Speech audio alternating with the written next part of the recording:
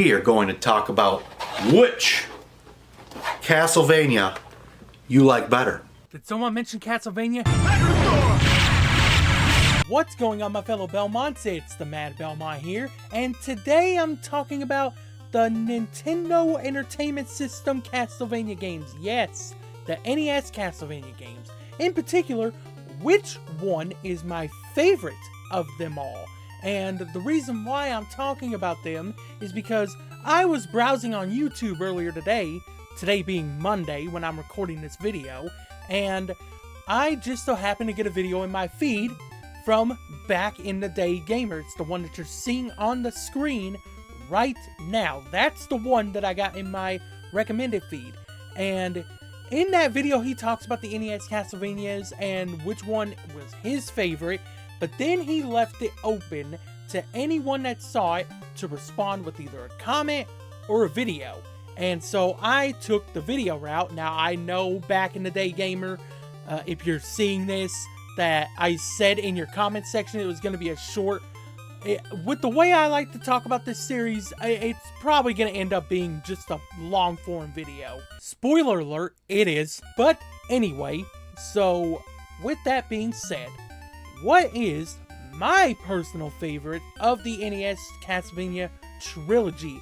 And that's a good question, because you've got 3 solid games in that lineup.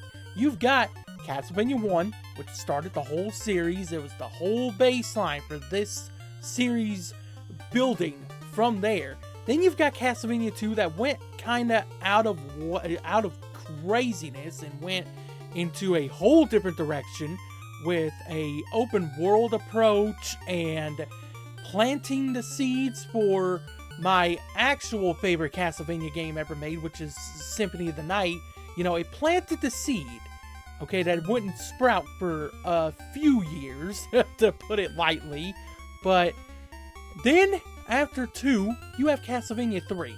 And that's the one that I'm going with here, because Castlevania 3, to me anyway, is NES perfection. It looks great. It looks better than any of the previous 2. It plays better, okay? And the reason why I say that is because Trevor feels good to control, and so does Sypha, so does Grant, and Alucard, when he's flying, definitely does. When he's walking, not so much. But when Alucard's in flight, when he's in bat mode, good stuff. But, and that right there is another reason why. You got 4 different characters. Trevor Belmont, Grant the Nasty, Sypha Belnades, and Alucard, aka Adrian Fahrenheit Tepish, Dracula's son. And all 4 of those characters have their own unique and distinct style to them. Trevor obviously feels like a Belmont. He feels like a human-shaped block of cement, whipping his whip and throwing his holy water and his crosses and all that good stuff that you know and love from the classic Castlevanias. And then you go from him to Grant, who plays faster. He plays kind of like a spider monkey. He can jump up higher than any of the other characters can. He can grab on the walls. He can climb them. So he makes traversing on those downward trajectories through the levels. Like, if you gotta go down a level, it's great to have Grant there, because you can just literally fall off of one block, get onto another, grab onto it, climb under it, get to safety, and then just drop down with Grant. It's fantastic. I absolutely love it.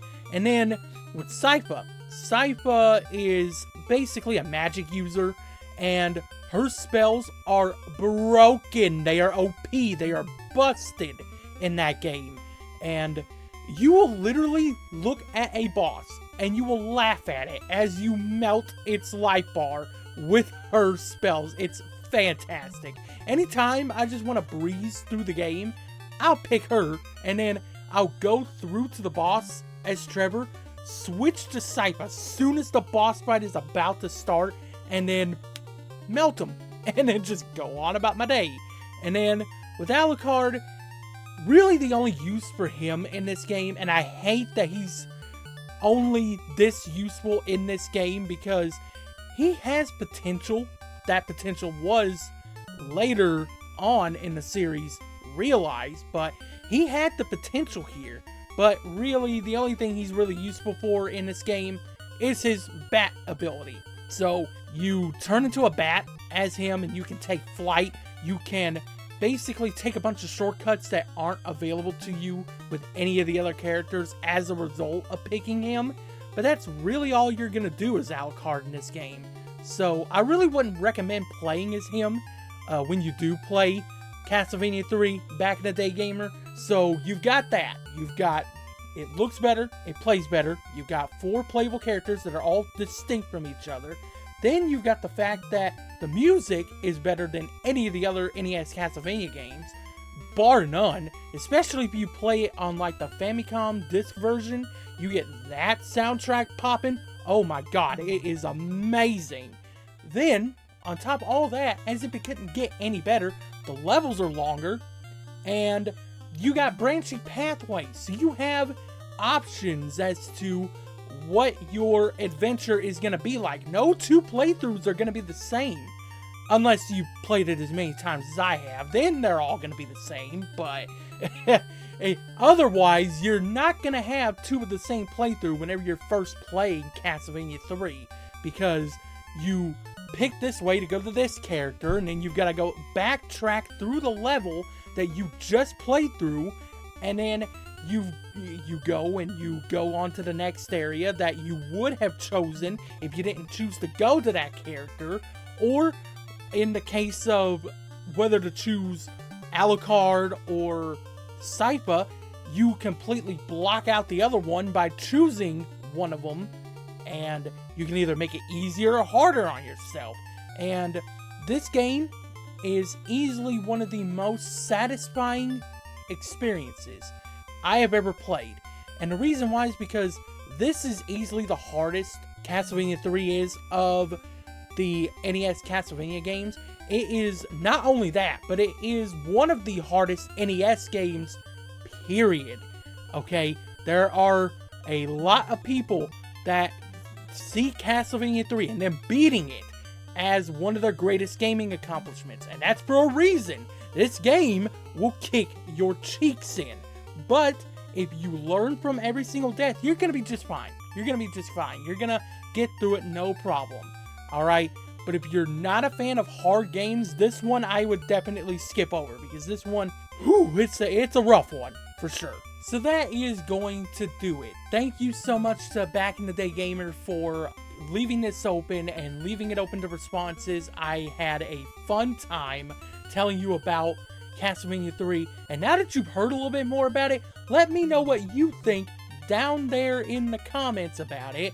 And to anyone else that may be watching this video, have I sold you on a game if you haven't played it? Or if you have played it, tell me one of your favorite moments from Castlevania 3 also down there in the comments, okay? Let's get a discussion going. And also, I want you all, if you enjoyed the video, to leave it a like down there, okay? It helps me out a lot. Trust me, it does.